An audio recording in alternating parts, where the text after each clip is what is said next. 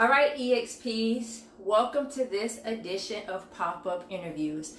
I first want to thank all of you for joining us tonight as we'll be discussing all things experiential marketing with our special guest, founder of Assist Marketing, Jae Wroblewski. Hopefully I didn't butcher that last name too bad, but he'll be on in a minute and I'm going to get proper correction for it. So before we get started, EXPs, a couple things I want to remind you of. Make sure any and all questions that you have, you go ahead and drop them in the comments for us below so that we can get to them throughout the video. I'm going to be asking Joe a lot of the questions that I received from fellow EXPs on the, let me see if I can add them. Oh, there we go. I'm going to be asking you guys the questions that I received from my IG story as well as here on Facebook. So definitely bring all your questions. If you have any more, drop them in the comments and we'll do our best to get to them tonight.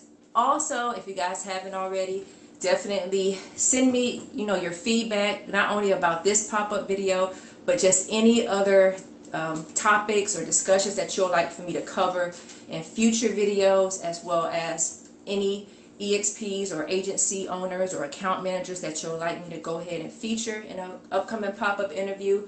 I'm taking any and all feedback. So this group is not just about me, it's a community of EXPs where we share our resources, our insight, as well as information. So I want to make sure that we are providing quality, not quantity, and providing you with resources that you'll be able to implement at any stage as an EXP. So as we wait, Joe, I got a no answer from you already, no answer from guests. So I'm going to continue to try to go ahead and add Joe. And as we get on, he's here. Let's go ahead and just get started. EXPs, let me know what city you're in, if you're currently executing an event right now, where you may be based out of, and what positions have you worked. If you go ahead and drop that in the comments, or just, drop us a quick emoji, thumbs up, and just let us know you're here and say hi. All right. So without further ado, we got Jae Wroblewski. Can you pronounce the last name right for me? I'm going to do it right for you and for everyone else because it gets butchered more than anything. You weren't that far off. It's really easy. You row your boat, you bless the child, and you ski down the hill. So Wroblewski. Wroblewski. I like that. Okay. Good analogy. So when I started this industry, I was with GMR, and every time I walked through the HR through Quick Strike, I taught everyone that worked there was asking how to do it, and I told them one day. So every time I walked by there, every time since, they would all do the whole dance and stuff. So. All right. So for those who may not know of Assist Marketing, go ahead and just give us the background of how you started the agency and how many years you've been working and providing opportunities for EXPs. Yeah, absolutely. So I've been in the industry for the last almost 20 years. I started out as a brand ambassador back doing the Pepsi Challenge in Milwaukee, Wisconsin, where I was born and raised. I went to school at Arizona State, did some brand ambassador work there. Didn't really realize what it was at the time. I did the credit card MBNA stuff back in the time for Arizona Cardinals football games, Diamondbacks baseball games. Still had no idea really what this industry was. I was a criminal justice major in college. I was planning on going FBI, CIA, something along those lines. And when I was graduating, I had a friend from GMR call me and asked me if I wanted to travel for 6 months. And I said, sure, whatever. I don't really know what that means. And so took a 6-month gig on the road, and it was a pretty brutal schedule, but we had a really good time. And that 6 months turned it into 13 years being on the road between tour coordinator, tour manager. The last year I was pretty much just a driver, drove things set up. And then towards the end of one of my tours, one of our clients was complaining about the staffing companies we were using, and they were just saying that there's just no one out there that we really like and really can trust. And I said, well, let me hire the staff. And so I said, I know some people in this market coming up, and I'll get you some great staff. And so one of our clients was on site for that event and commented saying, this was the best staff we've had ever on this program. I don't know what you did to change it, but whatever you did, just keep doing it. And I look at my boss and I just started laughing, and he's like, you told him to say that. I said, I didn't say anything. So, that was kind of the start of assist marketing. And the need was there for what we felt was a reliable agency to take care of both the staff, but the clients as well. And as a tour manager for 12 years, I realized that a lot of people get blamed. A lot of times you blame the staff for things, and ultimately I learned that a lot of the times it was the agency's fault. They weren't sending out the confirmations. They weren't telling them what to do or what to wear or what to bring. And one of the tours I was on, someone would walk up and say, I'm looking for a Joe. I have no idea what I'm supposed to be doing, what client, anything, but they just said, walk on this footprint and go to ask for a Joe. And I'm like, man, this got to be, something's got to be better than this. We have to have people more prepared for clients. They're spending a lot of money on these activations, and we need to do a better job to make sure that they're fully informed and ready to go. And so that was the need of assist marketing back then. It was going to be, I'm just going to staff my own programs, and I'm going to stay on the road for the next 10, 12 years. And then that agency started giving us all their work, and it led into a lot of other agencies hearing about us and giving us a shot. And here we are today. We're up to about 9 years as assist marketing. We specialize in a lot of sporting events, a lot of trade shows, fairs, festivals. We like to say anywhere there's a large amount of people in a short amount of time, our clients turn to us for more than just a warm body. We're not the low-cost provider in the industry. We want to make sure that we're giving a decent wage to our field staff, but also taking care of them and making sure that when we come back to town, those people that did a great job are the ones that are continually booked. That was one of my biggest frustrations as a tour manager is I would give the feedback back to the staffing agencies, say, these are the 3 people that were absolutely fantastic. These were the ones that were okay, they can get a pass, and these are the ones never hire again. But unfortunately, I'd come back to town for that same agency, and the ones I said never hire again would be on my next staff roster. And it really irked me that we couldn't have some mutual respect in the industry, that my opinion mattered as a tour manager, that I'm trying to give you the feedback so you're not wasting your time so you can keep your clients. And not every agency cared about it at that time. So that's kind of where the need was. And that's one of the things that we really stand by is we ask everyone out there for the feedback on the staff, whether it's the tour manager, the client, other BAs. We have a lot of secret shoppers that know our programs and stop by and go through it and act like they're just regular guests. And they'll call us and say, hey, this person was great. And that's the kind of feedback we want to hear. And we make notes in everyone's file so that when we come back to town, we know who to hire again and who isn't up to our standards. And obviously, because I'm reading the comments as you're talking, and EXPs are commenting, I work for Assist. I love working for Assist. They're a great agency. And let's just talk about that for a minute, because you stated, you noted that you provide quality and you're not one of the low budget staffing agencies. And as we know, there are a lot of staffing agencies out there, that hire EXPs for all types of events on a day-to-day basis. And a lot of EXPs think that running a staffing agency is easy, like it's a cakewalk. I can set up shop and start an agency tomorrow and get the best quality EXPs and do it the best and provide clients with the best. Walk us through how tough it is, as an agency owner, to find quality EXPs and to do this consistently for 9 years. Yeah, that's a great question. And honestly, we said from day one that we were going to be doing Skype interviews. We were one of the first agencies out there to require a Skype interview out of all of our staff. At the time, a lot of people looked at it as weird and said, well, you want to do what? And now it's becoming a lot more common with agencies, because we can tell in the first 2 minutes whether or not someone deserves to work for us. And number one, they have to show up for the interview and treat this like a true interview.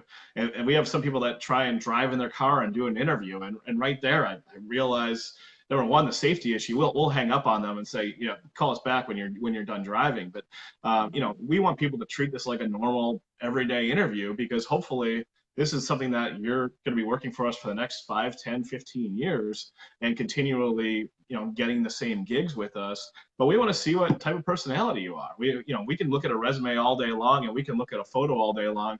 that doesn't tell us what kind of person you're going to be on site. And so we moved over to a program called Zoom, which is even easier and better to use for our interviews, and it's been great to do. And it really weeds out the people that just don't belong in the industry. Those that aren't willing to take the time to set up a 15-minute interview with an agency. I would love to do it. I wish I could go back when I was starting on the tour and touring and be able to interview with every agency via Zoom or Skype or anything, because it's a great opportunity to show your personality. You know, that's what we want to see. We ask questions, not that we care about the answer, but I want to see your personality shine, because as you know, when you walk on site, people are going to walk up to you and ask you anything under everything under the sun, and you got to have an answer for them, whether it's, you know, a right answer or not. You know, hopefully if it's about the company or the product, you're at least giving them the website or giving them the 1-800 number or whatever else if you don't know the true answer, or walking into someone else on site. But you have a lot of people that talk to you about really random stuff, and you have to be able to converse with them. I loved it. I miss being on the road for those very reasons. I worked a lot of NASCAR stuff throughout when I was touring, and I thought NASCAR fans were some of the best people in the world, because they had no shame, and they'd come up to you and talk to you about anything and everything. So anyway, it's one of those that, you know, owning an agency, it sounds glamorous, it sounds fantastic. There's a lot of work. There's a lot of work from day one to year 9. You know, people all automatically think that I can just I started my own agency and I'll just get all these clients and I'll get all this stuff, and it's definitely not that easy. Getting clients is an extremely difficult part, but keeping clients is even harder, because you have to prove to them that the people that you're hiring for the field are continue to represent what your morals and values are every single day, day in and day out. We always say we're only as good as our last event, and so if we have a bad event, there's a really good chance we're going to lose that client. And as you know, there's thousands of staffing agencies out there that they can go to, that it don't really only takes one bad apple to possibly, you know, have the whole tree cut down. So we definitely like to make sure we take care of our staff so that they're in a good mood, they're wanting to represent our brand. And, you know, I can say we have quite a few of our field staff that people come up to them and say, wow, you did a great job. Who do you work for? And they seem proud to say Assist Marketing, and they'll take a business card and send it to us and say, hey, this person, you know, is a client, is looking for a staffing agency. They want to partner with you based on me and based on what I did on site for these events. And that's what we like to hear. That's exactly the type of personalities that we're trying to get on site at our events. You know, owning an agency is extremely difficult. We didn't take a salary for the first 2 years because we had to have the capital. And it's one of those things that it's not just the capital to start out, but as you grow, you're going to get bigger and bigger projects. And, you know, we just ran through quite a few big projects between Daytona Bike Week, Final Four up in Minneapolis, among a lot of other programs that, you know, what we always guarantee our staff, they'll be paid within 30 days. Our turnaround pay period right now is around the 10 to 12 day mark. And we're trying to improve that every single day, because we understand how valuable that is to our field staff. But the problem is that we don't get paid until 45 to 50 days after those events. So we're in cash crunches year 9. And you would think, oh, by now we'd have it figured out. Well, we have it figured out that we know what we need to do, but it doesn't mean that there's just money laying around. And the whole high interest yield savings account that a lot of people like to talk about is always makes me chuckle, because it's the furthest thing from the truth. As you know, we probably get a prepayment about 5% of the time from our clients, and it's usually on bigger programs. You know, Final Four, we had 130 people, I think, up there for several different programs in Minneapolis. And Minneapolis is not overall a great market, but we had a lot of great staff traveling in, and we had a lot of great local staff to really make that a fantastic event. So, you know, every day is a new adventure. We run into a lot of things, and you know, the biggest thing I'd say is we definitely try and take care of our staff, both internally and in the field. And as far as taking care of your staff, how many booking coordinators do you have to assist you with all of these programs? And, you know, how have you trained them over the years to find the best EXPs? And what have you trained them to look for when they're staffing EXPs for a potential program?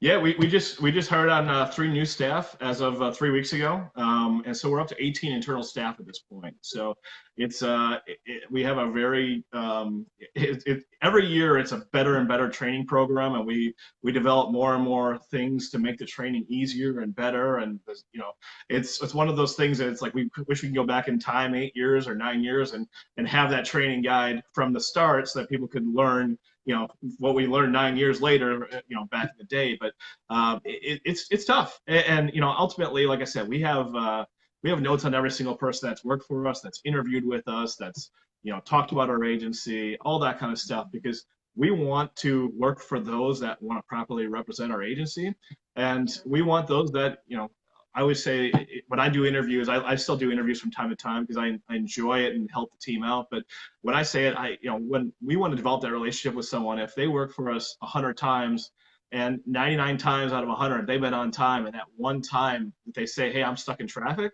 we're going to believe them. Versus the vice versa, if it's they've applied 5 times, been selected 5 times, and their grandma's died 5 times, we're not going to waste our time going forward with those people. So it's one of those that we want to develop that relationship and get to know those people as best as we can, so we can properly match them with events, and also select them for the right programs. That's why we do these Zoom and Skype interviews. We want to get their personality down. We want to understand, because some person that could be a great product specialist talking about a vehicle may not be a great MC, or they may not be a great crowd gatherer, or they may not be the loud person, but they're great when someone comes up and talks to them about that specific vehicle. They know all the details, and so we want to find that program that we can match up with that individual person. And speaking of, how or what do you look for, or what have you trained the booking coordinators to look for? Because someone asked, as far as resume, to get them in the door to that next step of getting that Skype or Zoom interview. We talked about this prior, and you already said anything past 2 pages on a resume, it's like, you don't look at it. So what are like some other things that you keep in mind, or the booking coordinators are taught to keep in mind when they're looking at resumes and headshots or event photos for potential opportunity? Yeah, we're looking for number one, experience in the industry, agencies that we know and trust, and we can usually reach out to some of them and say, we have several friends, other agencies in the industry that will reach out and ask, "Hey, how was this person on your event? Were they reliable? Were they dependable?" And to that point, anybody that we think is going to be a good fit that passes just a basic test, we're going to send them a Skype or Zoom interview that we can try and interview them, and we can tell in the first few minutes whether or not they're meant to work for our agency, or are they the person that canceled 3 or 4 interviews with us because of X, Y, and Z happening. Well, they're probably going to do the same thing on events. If they're not going to treat this as a true interview, and at least have the respect of letting us know a day in advance or that morning, saying, "Hey, I'm supposed to Zoom with so-and-so on the team. I have this last minute event coming up. I have something coming up. I apologize. Can I do it tomorrow?" or whatever else. We'll try and honor that at least once or twice. But when you get to the 3rd or 4th time, you're wasting our time. But we'll keep notes on every single time you do it. So honor those commitments and show that you want to really work for our agency, and show your personality.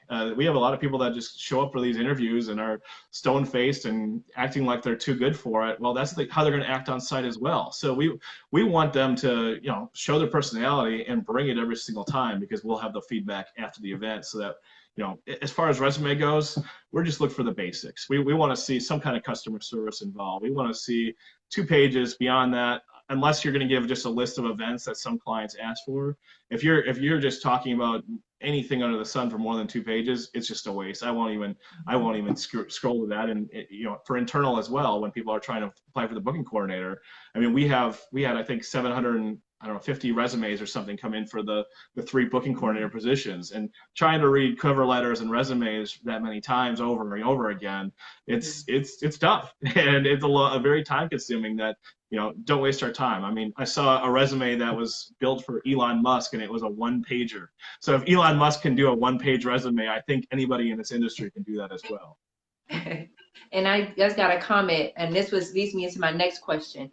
Jennifer Ritchie said, "I have over 20 years of industry experience with references, but never seem to get booked with assist marketing. I won't give up, LOL." And that was another question someone asked, how can they obtain their first opportunity with this assist? One lady expressed that she feels like assist books the same people in her market, over and over again, and she's having a hard time, just getting booked for her first event. What is some advice that you have for EXPs who are in that situation?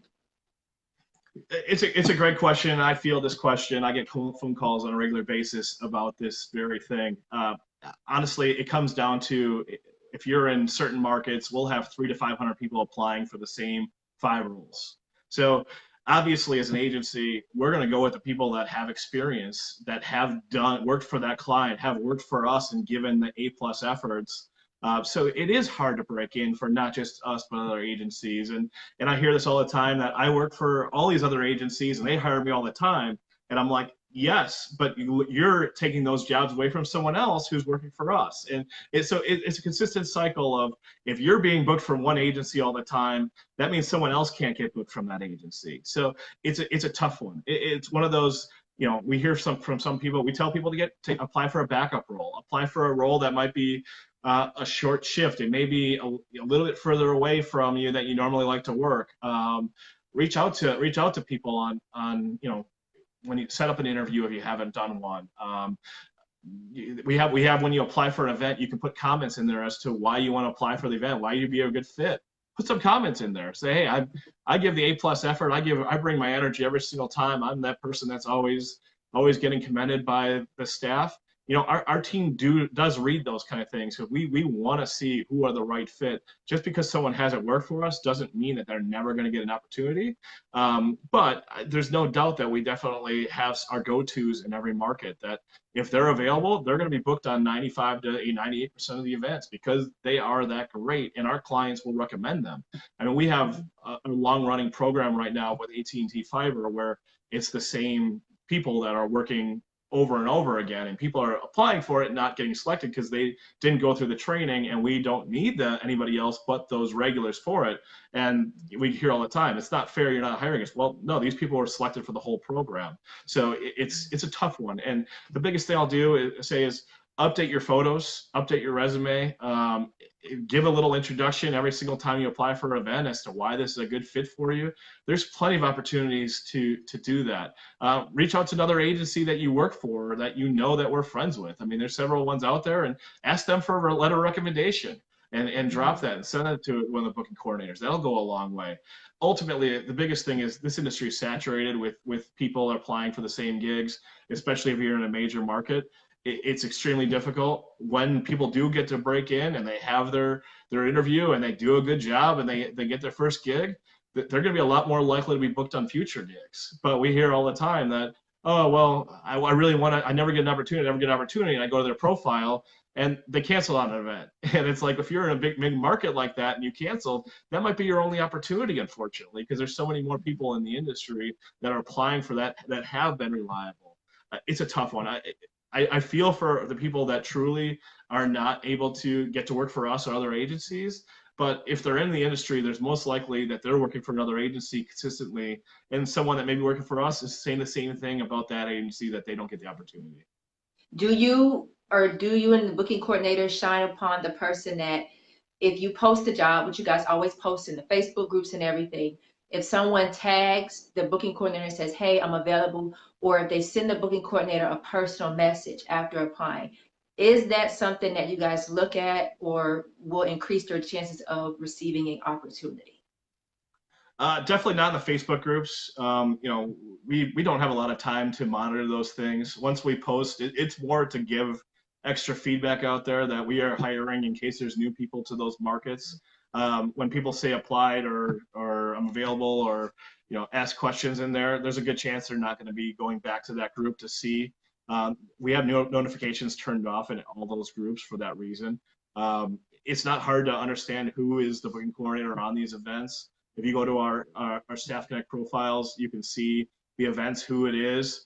I shy away from sending personal messages because we have a lot of people that do it over and over again, and it's extremely time consuming trying to respond, because we don't want to pass people over by not responding to them. But when you're getting 150 messages a day just about certain events, it's extremely time consuming to try and respond to those kind of things. So, the biggest thing is when you apply for an event, go in and there's an area right next to apply that says just give a description. That's the best area, because not only that booking coordinator or anybody else that may be assisting with that can see those kind of notes, can see that kind of stuff.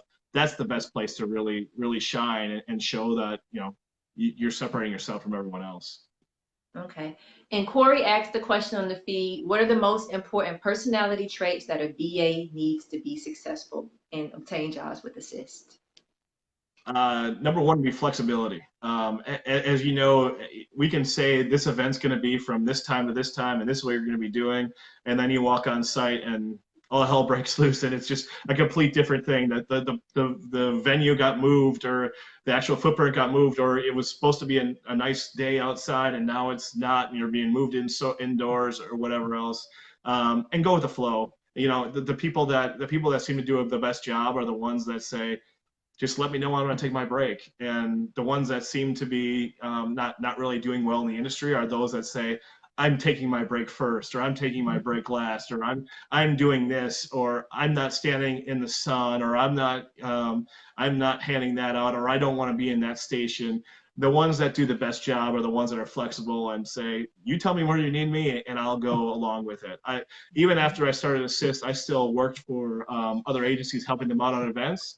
And every program needs all types of people. Some people have to need leaders, and some people need followers. And I know that when I walked on site for their footprint, I was the follower. You tell me where you wanted me to be. I was a parking lot attendant for one of the programs, just literally parking cars all day long. That's fine. If that's where you need me, that's the spot you need me for. Great. The people that say I'm only doing this spot, or I'm not going to work in the sun today, or I'm not going to work in the shade, or I want to be here and only here and not take their fair share. Those are the ones that just don't seem to work out. So the people that are the ones that are the easiest to work with, and the most positive people, the people that have the great personality, bring a smile, bring a warm atmosphere, that's when you have a good team on site. That's the one, I could say I've worked a lot of events where it could be 30 degrees and raining, and it could be a miserable event. But if the people you were working with were all having fun and enjoying the event, it wouldn't be the worst event. Whereas event that could be 75 degrees and sunny could be one of my worst events, just based on the personalities on site, and they brought down the atmosphere and the mood. So those that are not shy. You can't be shy in this industry, especially when you're working most of the events. Those that are able to talk to consumers. You could talk as brand ambassadors next to each other, but when a consumer walks by, you stop that conversation. I don't care if it's mid-sentence, and welcome to the footprint. Draw them in. That's the kind of things that our clients are looking for is great personalities, understanding that the consumer is the most important thing, and you can talk with a coworker at a later date on your lunch break or after the event, but trying to catch up with them because you haven't seen them on a few events is not the time to be doing that on the footprint. So the flexibility is the biggest thing. A warm, positive attitude is probably the number 2 and 3. And let's talk about that for a minute. This sense of BA entitlement has been coming up a lot in the groups. A lot of people have been talking about this, whether it's asking for a travel allowance after being booked for an opportunity, whether it's showing up and saying, oh, I don't want to stand outside, or my feet are hurting after 1 hour of being on site, and that this event was going to be an 8 to 12 hour program. How do you handle, the entitlement of certain BAs that you may book for opportunity without knowing that they were entitled? And more importantly, what are some things that you in Assist Marketing, you guys just say, like, we're not going to deal with it. And I don't know if you guys have a blacklist or not, but where you just say, hey, we're not booking this person again because of A, B, C, and D.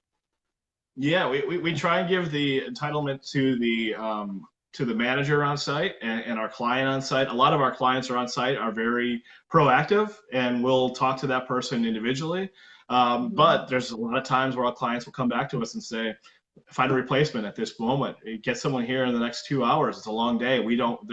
They've proven that they don't want to work. They don't want to do what they were hired for. We'll replace them right on site. Or yes, there is obviously lists that we have that that we don't hire certain people, and that's one way to get on there. Like I said, we do a star rating on every single event, and we ask for feedback from our clients, from consumers, from everyone under the sun. You'd be surprised how much feedback we can get from one single event.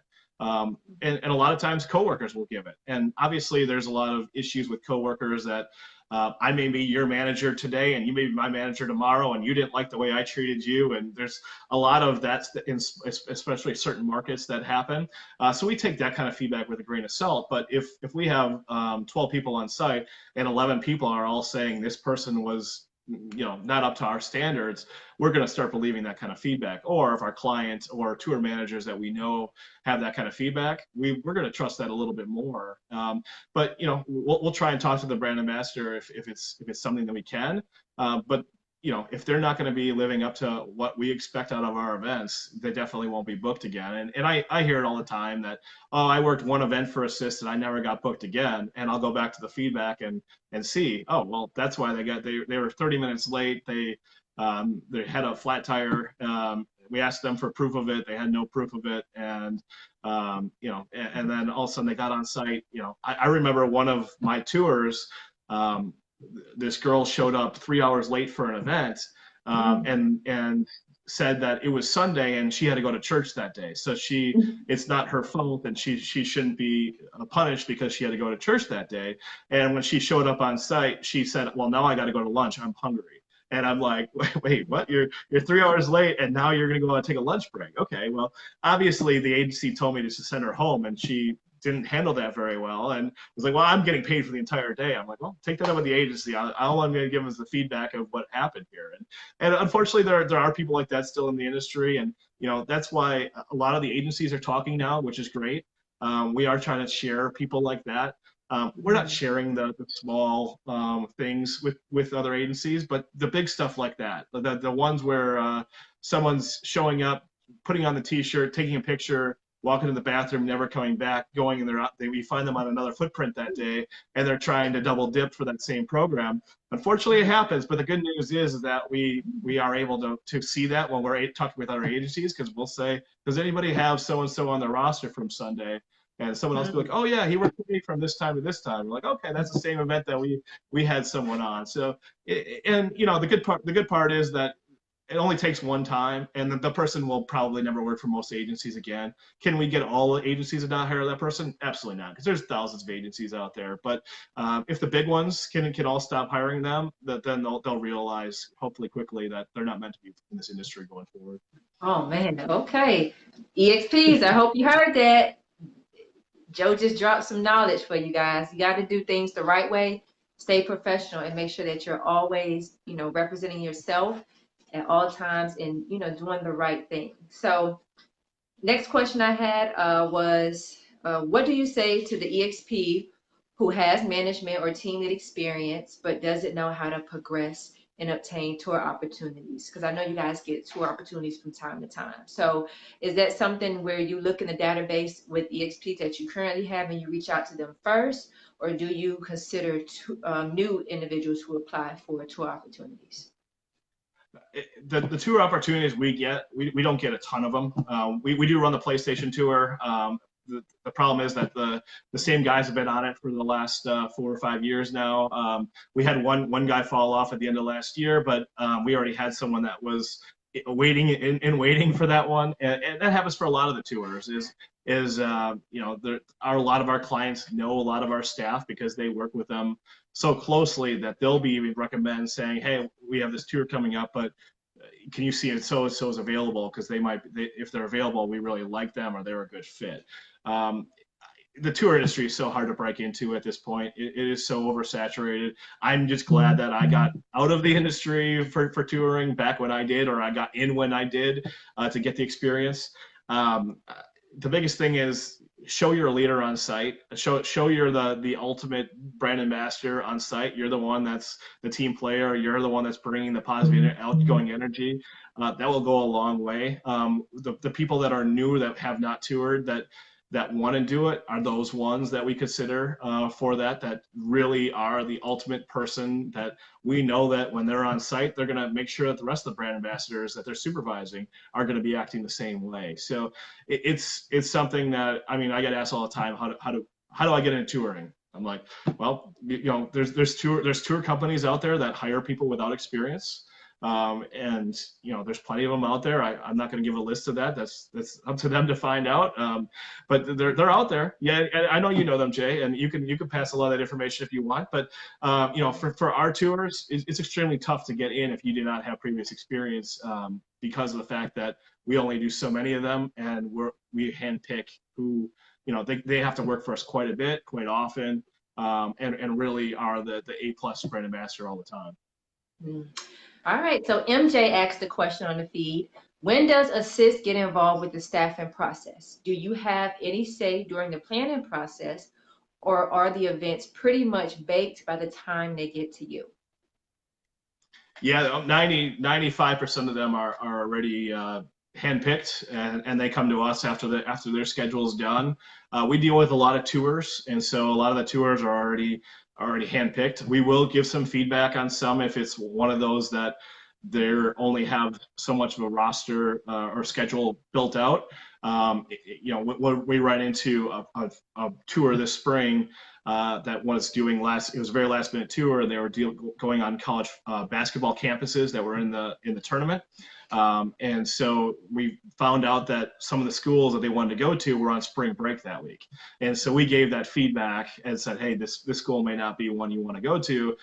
Try one other one in the area or whatever else, because you're not going to see a lot of the kids on campus that you're trying to go after if they're on spring break this week. So the majority of the time, though, our clients, we work with a lot of experiential agencies already, and so they'll build out their whole schedule and then come to us and say, okay, here's what we want, here's how many staff we want, all that kind of stuff. So it's not something that we handle very often as far as more of the logistics side and picking the events, because it's mostly the client side. But we do pass along recommendations if we know of a good music festival that our client's going to be in the area, and say, hey, if your tour is going to be in the area, you might want to check out this or check out this event, or if you're trying to get on college campuses, this one really has good results of doing guerrilla marketing or whatever else. We'll pass that stuff along, but for the most part, our clients, they have someone that does the routing for it.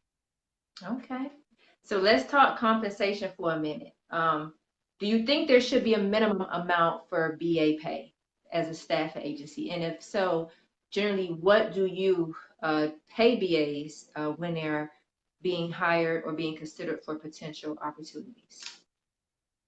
It's a great question, and I was a part of a group back when Assist was first starting, and we made the minimum compensation $15 at that time for that group. Of you can't post in there if it's less than that. I see some people that comment on some of these things that say the minimum brand ambassador should be $30 an hour, and the minimum tour person should be getting $1,800 to $2,500 a week, if not more, and CDL should be getting $2,000 to $3,000. Great for that person. That's maybe what it is, but the reality of it is they're going to miss out on a lot of opportunities. We have people that come to us and say, I want to be a brand ambassador for your agency, but I won't take anything less. Comment is always, that's fine, but you're probably never going to work for our agency. And they get upset because of that. And sometimes we do have events that pay that much, but I always tell them that why would I pay you that much for the 1 or 2 events that you can do versus the person that's willing to do all of our events and be a true team player on all of our events? I'd rather reward that person with a higher pay on those specific programs. As far as our... Sorry to cut you off. Before you keep going, it broke up. What was the pay that person said that they would take? Oh, whatever.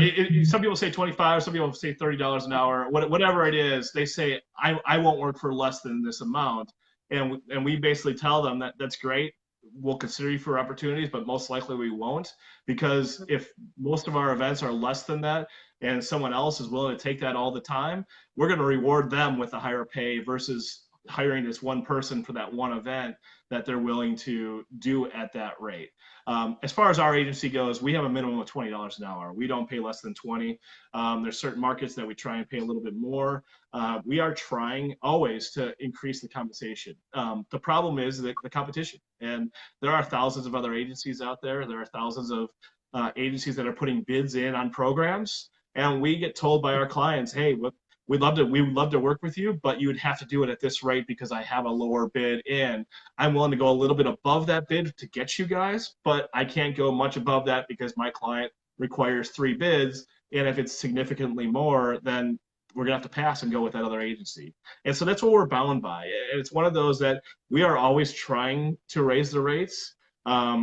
But unfortunately, when BAs take a very low rate on a program, it gives justification to that agency to pay that low and that client to only pay that much to the staffing agency. So it's a tough cycle.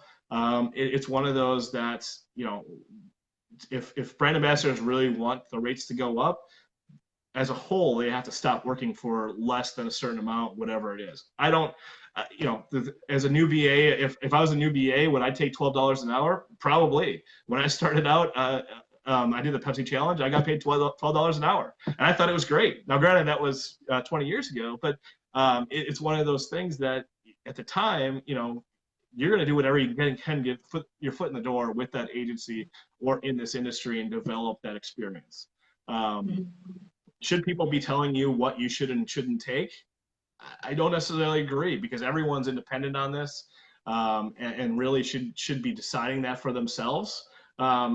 If the industry sets a standard as a whole, great, and I think people should hopefully abide by it, but it's impossible to do that. And that brings up the topic of unions. I hear this all the time, and it's a great topic, and I don't know if that's one of your questions or not, and I'm all for it. You try and organize it, but how are you going to get to have BAs pay for this union? How are you going to be able to collect it from their check? And who's going to sit here and pay $5 an hour towards the union out of your own pay to have this done? You know, it's one of those that I'd rather at our agency take care of our staff so that we don't have to worry about those kind of things.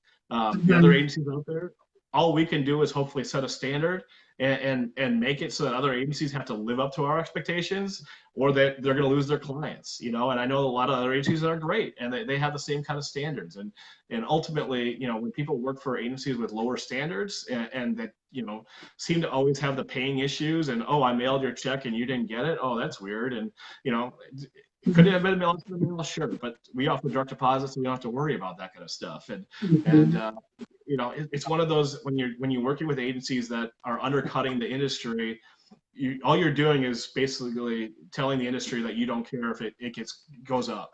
Right now, you know, we're seeing a huge decline in the pay for automotive and trade shows and stuff like that, because the market's so saturated. And when people are willing to work for less than what you know, what should be happening at that point, it's just basically giving the clients justification to continue to pay that much. And then, you know, you say that, but then on the contrary, the person that's just beginning in the industry and they want to work the $12 an hour job, like, does that kind of negate, you know, one another and cancel out the opportunities for the EXPs who have extensive experience, and they're like, well, I'm not going to take a job for $12 an hour because I have a lot of experience. And I get that all the time. You know, Jay, you need to tell people to stop taking these jobs. And as you stated, you know, the economy, everybody's financial situation is different, and that's not for me to determine whether or not someone should take a job or pass on a potential opportunity. But have you seen a difference in pay versus a EXP, meaning, you know, a better quality EXP for $20 an hour versus $15 an hour? Is there a correlation? Have you seen in that?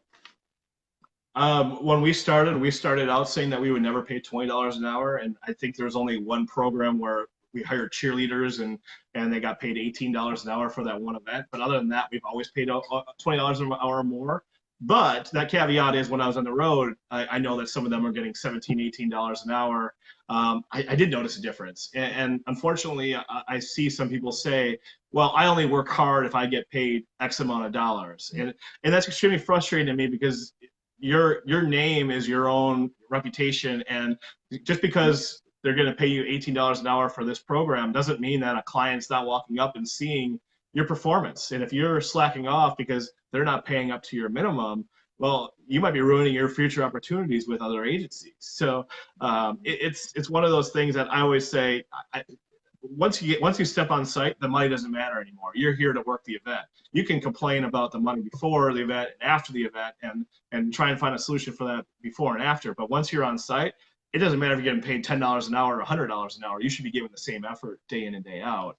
But I do agree, and I think what I see with the other agencies is when they're paying a lower amount, they're having a lot more turnover. There's a lot of people that will cancel on one event to work another event for $1 an hour more or $2 an hour more, and stuff like that. And we're seeing that as an industry as a whole, and it's a scary thing because we spend a lot of time, our booking coordinators spend a lot of time finding the right staff. You send it over to the client, and then all of a sudden you find out someone bailed on your program, and they're still working the same event for someone that got paid $1 more an hour, and that doesn't go over very well. And those people probably won't work for us again, because when you put your name on it, you sign up for that event. Own up to it.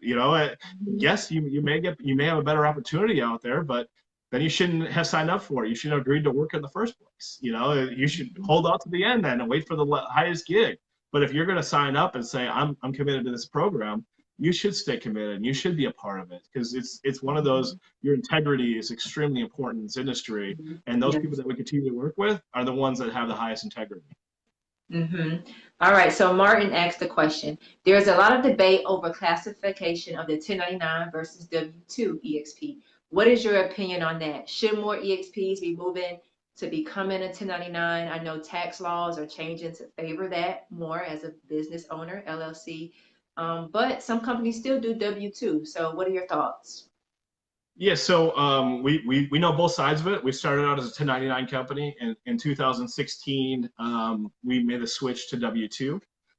It was not something that we wanted to do. I personally, if you ask me, I think that this industry is a 1099 company or industry. But unfortunately, the state of California and a few others do not feel that way. And having to fight them day in and day out of getting letters and demand letters and getting audited all the time because we had someone work 3 days over the course of 2 months for us and is trying to file for unemployment benefits. It opens a can of worms that the states, here's the thing, is the states are broke. The states like California are broke. They're trying to find any way they can get their tax dollars they can. And when people work at 1099s, they're writing off everything under the sun. They may not pay their fair share of taxes to that state. Well, when you're a W-2, us as an employer, we have to pay those payroll taxes right away, right when it happens. So instead of waiting till next April for those states to get their money, they're getting their money all year long. So they are making laws and making rules to prove that this industry should be a W-2 industry. I personally think that if you work for 7 or 8 or 10 different companies, that you are your independent contractor. But the states themselves are telling us, no, if you show up, you're told what time to be there, what to wear, you're giving a training guide of what to say, what time you can go on break, all these kind of things. There's a list. I think California has a list of 22 criteria. If you hit over 8 or 9 of those criteria, you're an employee. And that's not us as a W-2 agency saying that you should be. That's California, that's Nevada, that's certain states that are saying, hey, we are making this so that all these people should be truly W-2 agencies. And we're seeing a lot of misclassification out there. And we're seeing people that may go on the road as an experiential agency. If you're working as a 1099, you're an employee. I don't care what you say. At this point, you're being told what to do, where to be, what time to be there. It's not your choice. You can't subcontract this out to someone else. A true independent contractor, if I own a plumbing company, I don't have to show up to your house. I can subcontract that out to someone else. Well, in this industry, if you subcontract out, then you're never going to get paid. You're never going to get hired again if that person doesn't show up that was hired. So there's a lot of interesting things. I have a buddy that's a tour manager. It's a very unfortunate situation. He was working on the back of a lift gate, and someone put a clear plexiglass on the back of the lift gate, and he didn't see it, and he slipped and fell off the lift gate and broke his arm in 5 places. And the agency right away said, "You're done. We're sending you home." And he's like, "Well, what do you mean?" And they're saying, "Well, no, you're an independent contractor. You're supposed to carry your own insurance. We're not paying for this. This is your fault. You have to pay for this." And he's like, "Well, I didn't have insurance at the time." And they're like, "Sorry." And so the good news is, I personally think he's probably going to win when he sues them, because they misclassified him as a 1099 employee. Well, they told him where to be, what time to be there, all that kind of stuff, which is the definition of an employee. So it's a very tough road. So the biggest thing is read your contracts. That's why I tell people all the time. If you're a 1099, what does it say in your contract? What happens if you get hurt on site? There's someone was asking about EINs the other day, should I get my own EIN? This agency is telling me I have to have my own EIN to work for that agency. Well, when you do that, so EIN is an employer identification number. For those that don't know. The EIN basically is showing that you're your own business. And when you do that, agencies can get away with a lot more of hiring independent contractors if they have their own EINs and say, well, hang on, they're their own company. But should you get injured on site of an event, or you're driving their vehicle and you crash and you have your own EIN, your personal insurance could be liable for this stuff. So it's a scary thing that they're trying to pass the buck onto that individual person. And there could be no-show clause where you crash the truck, they can't make that event. You owe that money back to that agency or that client because you stopped the event from happening. So it's a very interesting time with all that kind of stuff. So the biggest thing I always tell people, read your contract, understand it from start to finish, understand if they're telling you that you have to carry your own insurance, your own workman's comp, your own umbrella policy. Sometimes they sneak that in there, you didn't read it, and they're trying to hold you to it. But ultimately, the misclassification, certain states are being very, very strict about this. And that's why us and a lot of other agencies have made the switch, because it's not worth continuing to get fines over and over again and dealing with audits and paperwork up the wazoo just because they feel that they should all be W-2 employees in certain states. And how do you feel about W-2 agencies, putting in the clause, saying that you can't file for unemployment once you finish a program? Because I had that happen to me on a past program that I worked, where I was a W-2 for a tour, and they had it specifically in there that you cannot file if the tour is, ceases at any point in time, or you leave the tour, you cannot file for unemployment. Is that legal for them to do that? I highly doubt it's legal, but you'd have to talk to a lawyer about that one. Every state has their own individual laws. I don't know what the federal law would say on that. I personally think that, you as an employee are paying into that every single paycheck that you get, that you're paying into unemployment. Certain states have certain thresholds you have to meet. You have to work so many hours to get unemployment and things like that. So it's not something that you can just work one day and sit here and say, oh, I'm applying for unemployment because my program's done. But as far as the tour side of it goes, I personally don't think that's legal to put in the contract. But I'm not a lawyer, so I can't speak on that. Okay, so we had a question from Tammy. I'm in my first year of doing BA work. What are a few tips you give someone on how to be successful in the industry? We kind of covered this too, that you wish someone would have told you when you were first starting. Certain tips. I would say have the basic uniform in your car ready to go at any point, whether it's your khaki shorts, khaki pants, black pants. And when we say black pants, leggings and yoga pants are not black pants. Have actual dress pants. I don't know how many times we have to stress that to people, but just because one client doesn't say something, they're probably going to come back to us and say something about it. So understand the difference between yoga pants and actual dress black pants. Black sneakers, black dress shoes. Have a road kit. Have a cooler ready to go. We try and enforce our clients and tell them, hey, it's really good to have water on site, but don't automatically assume that there's going to be water on site, because it could be a very hot day and the water could all be gone, and it's up to you to furnish your own. So be prepared, have some snacks with you. I always like the Uncrustables, where I throw them in the freezer, and then when you leave for an event, grab one or two and put it in your little carry-on or whatever for the day, and just in case, because you can't automatically assume that you're going to have a long enough break to wait in line at some of these places to eat. So be prepared, understand what things are. And the biggest thing is communication. Understand that, when a booking coordinator is texting you or calling you, obviously if you're at an event, that's not the time to pull out your phone and respond back to them or answer for them. But when you're on break, we all understand that you may be in the middle of something at that point, but it shouldn't be more than 8 or 10 hours that you're responding to people on that kind of stuff. And read the instructions, read what they're saying to you, read what the email is all about, start to finish, before you respond. And understand that we're dealing with a lot of people. So if there's clear instructions, like we changed our policy with receipts lately, that you have to write your name and date and amount on the receipt if it's not, or circle it on there so it's easy for us to see.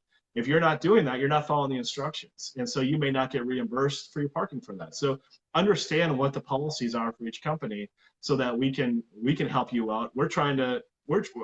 That's part of the problem. We're trying to pay people as fast as possible, but when we have to sit here and track down receipts 3 or 4 times, that slows down our entire process. So we're trying to pay you fast, which we need you to help us out on your end and follow the steps that we're asking. So when you're booked for events, show up for the events on time. Leave extra early. We always say traffic and parking are never reasons to be late. As a tour manager, I usually left myself a buffer room about an hour, because I'm going to a city that I've never been to before, and I don't know what the parking situation is going to be like when I walk on site. And sometimes I can still cut it close, even leaving an hour early, because of traffic or being rerouted, or that parking lot wasn't open. And just understanding that, and communication. Just if you're running a few minutes late, tell that team lead right away. Tell that model manager right away that, hey, here's the deal. I am running a few minutes late, or I'm going to be there right on time. Because if you're not there on time, you're not in communication, you're probably going to be replaced by a backup at that point. Mm-hmm. All right, good information. So I got 2 more for you, then we're going to wrap up. First question, for someone who's looking to transition out of doing field work full time, as a product specialist, brand ambassador, tour manager, they're ready for some stability. What do you look for when you're hiring potential booking coordinators and staffing managers for Assist, and how does that process work? The biggest thing we look for is if they're truly done with the field work. It doesn't work when people are trying to, well, I want to do this, but if a big event comes up, I want to go work that event, or something along those lines. This tour comes up, I'm going to take a few months off and go do that. It doesn't work. They have to truly be ready to take the next step, and be ready to understand that they may go on site at events for us from time to time, but their job is in-house. Their job is to do this kind of stuff. Communication. We ask that when they send in their, we just went through this process. So I'm the one that read all the resumes and cover letters. We ask that you don't send pictures, because we want to truly understand their writing style, understand their resume, without being swayed by someone's photos and stuff like that. I look at their writing style. I don't care necessarily what it says, more than I do as to how you preface it. How it's very clear the differences between people that are able to write correctly and get their point across properly, versus the people that just shorthand things. And if you're shorthanding to a client, it's not going to come over very well. And there's a lot of times where you have to explain to the client why you're going to charge them for an extra half hour, or you're going to charge them for extra parking or whatever else, that you have to really kind of smooth it over with the client before sending that email. And so that email has got to be properly written and explaining your point very clearly, to be able to earn that trust with that client so that they're going to agree with what you're saying. So writing style is a big one. Previous experience in an office at some point. It doesn't have to be, continuous, but we need people to understand what an office experience is like and what we don't necessarily work 8 to 5. We have events that start at 6 a.m. and we have events that finish at 10 p.m. So flexibility and understanding that, we try and work an 8-hour day, but a lot of times we go over that, and, understand that if you're going to work in this industry, nights and weekends, they happen more than we want them to from time to time. And, we have it so that we only have people on call one week in a month. But it's understanding that you will be in charge from sun up to sundown on those weekends in case there's any issues with those programs. So it's got to be someone that's really, really, truly ready to get off the road and understand, what this industry is all about from the other side. They have to be very patient. They have to be compassionate, understanding when someone's calling you and explaining that you don't come across the wrong way with them. These are field staff that we want to be able to work with over and over again, that there's times that we need to understand what they're saying and work with them on a solution to things, and not just say, nope, that's it, nope, and there's times where they're right, and there's times where we make mistakes, and we're all human, and the biggest thing is that for people in the field to understand that when you're emailing, just don't go off the deep end right away. Say, hey, here's the deal. Can you look into this for me? Our team, our office manager, Lisa, it does a great job of getting back to me within 24 to 48 hours during the weekdays about people's questions. And we want to find a solution to these kind of things. But there's certain people that just automatically go off the deep end and say, why are you shorting me my money? This is unfair. I'm going to call the Better Business Bureau and everything under the sun. And it's like, well, hang on, you didn't realize that there was taxes taken out of your check. Oh, okay. Oh, thanks for letting me know. It's like we can find a solution to something without going off the deep end from the start. And I understand there's agencies out there that you may have to act that way with because they're lying to you. But there's a lot of good agencies, and don't ruin your chances with the good agencies by flying off the deep end. So we'll look at people's previous experience with us. Were they dependable? Were they reliable? When we do the interviews with them, we do a video interview with all of our leadership team at the same time, because we want everyone to understand how this person's going to be and narrow it down. It's tough. It's really tough because people always think it's easy to transition to the office until they get there and they're like, oh man, I really want to go out and work that event. I really want to go back on that tour, and you really got to be done to make the transition into the office. So is experience in the field preferred or necessary? Is that a requirement with you? Or no? It's not a requirement. We did interview, I think, 2 people that did not have previous experience in this industry. They had previous office experience and leadership experience. So we wanted to see that. We do have one member of our team that when she was hired on did not have previous experience. She has since worked some of our events, but it's not a requirement. It definitely helps. It definitely helps being able to relate to people and understand, all the nuances of the industry to help, work understanding when people are saying certain things to you. But it's definitely not a requirement. I know other booking coordinators out there that did not work in the industry before they got brought on to those agencies. But it is kind of a crash course once they do get brought on after that point, because this industry is very unique, and it takes a certain personality to be able to thrive on the office side. Okay. So EXPs, this is your final chance to ask Joe any and all questions. We're about to wrap up in the next 5 minutes. My next question that I have for you was, I can't remember, it just slipped my brain, but okay, I got it now. Height of the season is here. We're in spring, we're moving into summer. I'm pretty sure you're busy at Assist Marketing, just booking all types of events and programs.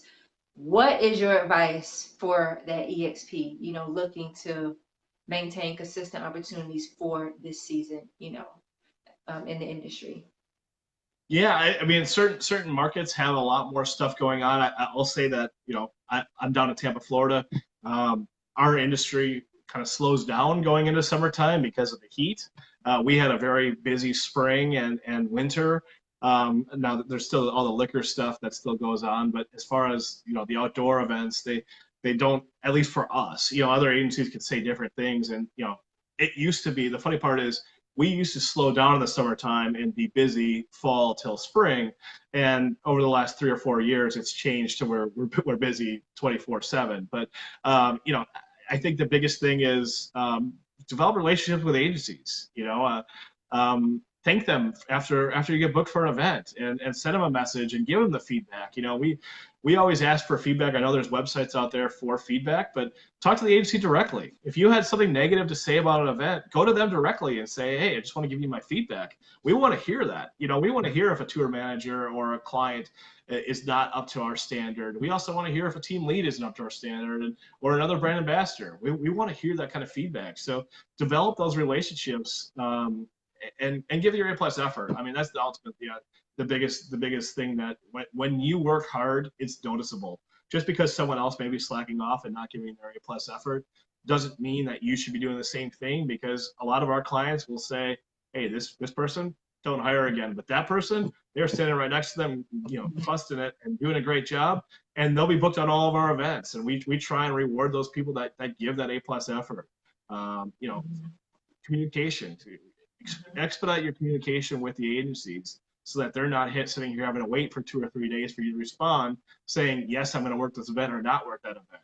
Because a lot of times you'll be removed at that point. And then you'll come back and say, why was I removed? Well, you didn't respond to my text or email. Oh, I was busy. Yeah, I understand for a couple hours or a day, but if you're going to be doing this 2 or 3 days and you're going to continue to do that, we're not going to waste our time. Those people that once again, I don't want you to sit here and pull out your phone at an event and answer the phone call or answer the text because you're getting one while you're working. But when you're on break, that's a great time to be responding. Or right when your shift's over, maybe not even walk to the car until you start responding to texts and emails, and then once you're done, then start walking to the car. Just random things that the communication factor. If that can improve, if you improve that communication, there's a really good chance that you're going to be booked on more and more events. All right. So before we go ahead and let EXPs know where they can sign up for opportunities with Assist Marketing, and kind of that process and what they'll need to upload and what they'll need to have handy in order to do so. Yeah, www.assistmarketing.com. That will take you to our portal. If you want to apply there. We actually just redid our website. I think it looks great. So everyone check it out and give me your feedback. A lot of time and energy was spent in it, so be a little kind, knowing that a lot of blood, sweat, and tears was put into it. But it'll link us back to our Staff Connect portfolio and stuff like that. And then as far as what to upload, get your resume uploaded in there. A couple different photos. I always tell people, grab a friend and go outside and stand next to a tree and take different angle photos. Get a full body photo. Get a headshot. Get one from your event, a previous event, and put that in there. There's not really a limit as to how many you can get in there. I don't need 30 photos, but 5 or 6 good photos in there, showing that you're smiling, showing what you're going to look like on site at the events. If you change your hair color, put that on there, because that's one of those big ones that when you're a blonde and all of a sudden you're showing up with bright pink hair, our client's going to say, well, you hire someone with bright pink hair, and maybe they won't care. Maybe certain clients are looking for that, but if we don't have photos what they're going to look like, that's a big one. So get those photos in there, get that resume in there. If you get a request for an interview, do it.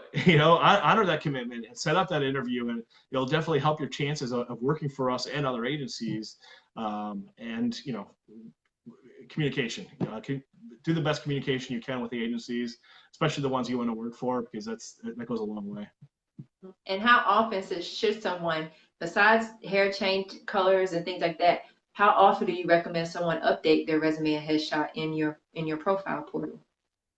We recommend at least once a year, but if you have time, you have some really great photos from events, drop them in there. That could really sway an event, especially if you're a new person. A lot of times we'll drop in the photos from our own events that person may have worked. So we'll drop that in their profile, so we know that, hey, this person. Now we have events, we have reviews on them, but to be able to see someone at an event, see what they look like, in that outfit, it goes a long way. And we try and hopefully recommend our clients don't base it just on photos, because we want the personality to shine. We like to be able to select our people based on how well they do at our events. But some clients literally say, I want these are the 10 people I want based on the photos that are candidates. And so if you don't have a good photo, you're having the same photo 10 times. It's in there. It's not going to help you out. But get a good variety of photos, and it's not that hard. Everyone's got a camera phone on there at this point. Go outside, get a good outdoor shot, stand next to a tree. Ray and Moggy on our team, me and her were in Chicago, and there was a tree blooming, and she's like, "Oh my God, I got to get some photos here." And they turned out great. And she was using that for other agencies when she was working for other agencies and stuff like that, or Facebook profiles. So it's not very hard to get a decent photo at this point. All you need is one friend, or even just a selfie stick or something to get those, because that really can go a long way for being selected on events. First impressions. Absolutely. Goes a long way. Yes, it does. So I'm going to just check the feed really quick to make sure we don't have any other questions. You covered everything, and I appreciate you taking the time tonight to speak with all the EXPs. I've gotten a lot of thank yous in here. A lot of people have said, they just love working with you, and they hopefully one day to get booked with the sis. They're going to keep trying. So that's always great. But thank you for taking the time to speak with the group tonight, to provide all of your insight and feedback. And EXPs, if you want to see this video, definitely you have at least another couple hours. I'll leave it up in the group, but after that, I'm going to post it on my YouTube channel so you can watch it back. And I'm also going to include Joe's link to his company's website, both here in the comments and on YouTube. So if you want to sign up for opportunities to work with Assist Marketing in the future, definitely do so, and take the time to create a great profile that really highlights your experience. So thank you, Joe, again for taking the time to talk to everybody tonight. And if anybody else has any questions, definitely just send them to me, and I'll filter them to Joe as well. Thanks, Jay. I appreciate it. Obviously, I appreciate everything you do for the industry, and I appreciate this group, because it's a good segue to be able to ask questions and get true answers. And the biggest thing I'll say is some of these groups, people ask about tax questions, what can I write off, all that kind of stuff. Talk to a tax professional, talk to a professional on these things, because people can give you advice, but it may not be correct. So that's why me and some other agency owners or booking coordinators or whatever else, agency representatives, try and chime in on these groups, because we want you to understand the true answer and not just what someone else may have done. So I appreciate groups like this and all the extra efforts that you do to help out the industry. Thank you. And if you have any topics or anything you want me to cover in future videos, or feel something that would be informative for EXPs to know, definitely you have my information. So just drop it in the group. And as you know, sometimes when EXPs ask questions, I tag you in it so they can get a agency owner's perspective, because I don't know all the answers. I'm still in the field, but obviously having that agency owner perspective really helps EXPs to have that credibility and to know, okay, Jay's is not just saying this, it's coming from someone that has an agency that struggles with this and knows how to hire EXPs on a day-to-day basis. So thank you again. All right, thanks, Jay. All right, guys, enjoy the rest of your weekend. Be safe executing your events, and make sure that you represent yourself as a brand within a brand, as Joe talked about. Talk to you guys later.